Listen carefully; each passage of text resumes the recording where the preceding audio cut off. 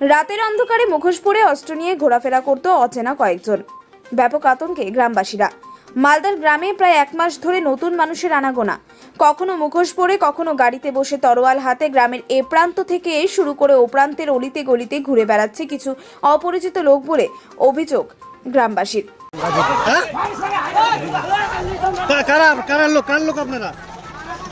আপনারা কি কোনো দুষ্কৃতী সংগঠনের সঙ্গে যুক্ত আছেন? তরোয়াল নিয়ে ঘোরাফেরা করছিলেন, গ্রামবাসীরা বলছে, কি বলবেন?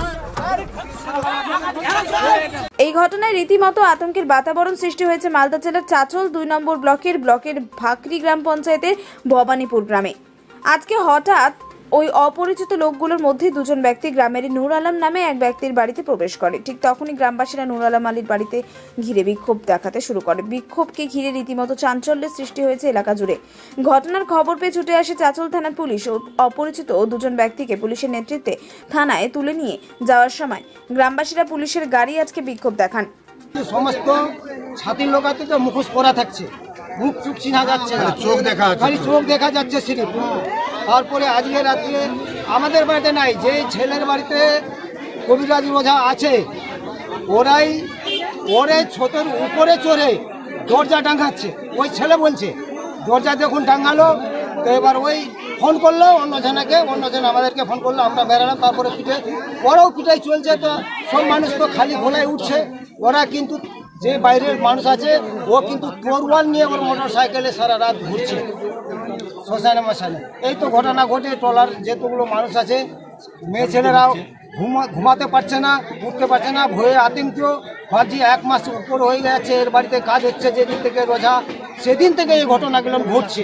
ওদেরকে বলছি, ওরা কোনো আঙ্কিত নিচ্ছে না। হ্যাঁ, কারা এসছে? কারা এরা কারা সেটা আমরা জানি না, কোথা থেকে এসছে না আসছে।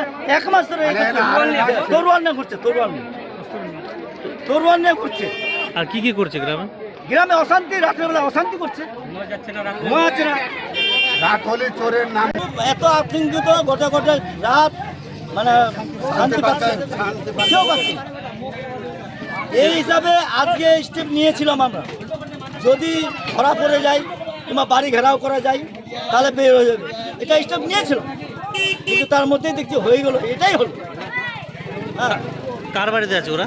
এটা হচ্ছে আজিমউদ্দিন নুনুবন। কতজন মিলে আছে ওরা এখানে? কতজন আছে ওরা? ওরা তো দিনের বেলা দেখছি 2 জন, রাতের বেলা দেখছি 10 জন। পুলিশ সূত্রে জানা যায় ওই দুজন ব্যক্তির মধ্যে একজনের নাম আব্দুস সামাদ, বাড়ি নিমগাছিতে, অপরজনের নাম মানোয়ারুল হোসেন, বাড়ি নগছিয়াতে। যে ছেলে দুটো এসেছিল ওরা হচ্ছে তান্ত্রিক কি বলছে মাউথ, আমার এই কথা জন্য কাজের জন্য, আমার সেটার জন্য কাজ করতে এসেছিল। ওরা বাড়ি চলে গিয়েছিল। যখন আবার যখন ছাদের উপর আমি ফোন করছি, দাদা এমনি ব্যাপার, আমাকে ভয় লাগছে খুব, আমার মনে জি থামছে না, আমি থরথরায় বসে গেছি যে আবার যে পেয়েছি ছাদের উপর। তারপর ওদেরকে ফোন করলাম, তো ওরা শীতলপুর থেকে আবার ঘুরে এসছে। তারপর যখন আসার পরে গোটা গ্রামে হল উঠলো যে চোর কোথায়, ওদিকে আপনার ওই রেজাউল নাম আছে, রেজাউলের বাড়ির দিকে। তারপরে আমরা আবার ওইদিকে গেলাম, ওদিক দিয়ে চলে গেলাম বাঁধবনের দিকে। বাঁধবন থেকে এসে ওখানে একজন কি ছিল সাদ্দাম নামে, ওই ইয়ের বেটা, কী নাম বেটা, ওই তরোয়াল নিয়ে ঘুরছিল। ওরা সবাই ছিল, আমার মামার হলো, আরও কেউ ছিল, সবাই ছিল। ওর কাছ থেকে আমরা তরোয়ালটা যে দেখি যদি থাকে তো আমরা যাবো ঘুরবো। ওদিক থেকে এসে আবার গোটা গ্রাম ঘুরে গেলাম আবার রসলপুরের দিকে, ওদিকেও পেলাম না। তারপর আমরা বাড়ি চলে আসলাম, এখান থেকেই শেষ। গোটা গ্রামবাসী যে বলছে যে আপনার বাড়িতে আপনি কিছু লোক 1 মাস ধরে রেখেছেন, এবং 1 মাস ধরে না, ওই দুটাই লোক আমার কাজ করছে বাড়ি। তারা হাতে তরোয়াল, কখনো আবার মানুষকে ভয় দেখাতো, কখনো কোনোদিনও না, কারোর সঙ্গে কোনো কথা না, কারো বাড়ি যায়নি, কারোর সঙ্গে কোনো গল্প নাই।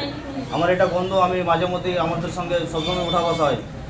গ্রামবাসী তাহলে মিথ্যা অভিযোগ করছে আপনার বিরুদ্ধে? মিথ্যাই অভিযোগ করছে গ্রামবাসী সবাই আমার উপরে। মানে আমার গ্রামবাসীর কথা হচ্ছে তো কোনো কাজ করছে না, কিছু করছে না, খাচ্ছে, ঘুরছে, বেড়াচ্ছে, এটাই অভিযোগ ওদের। এটা তো পুরোটা সাজেশন করা আছে। কেন বা কিসের জন্য তারা এমন কাজ করছিল, সমগ্র ঘটনা তদন্ত শুরু করেছে চাচল থানার পুলিশ। নিউজ সমবার্তা।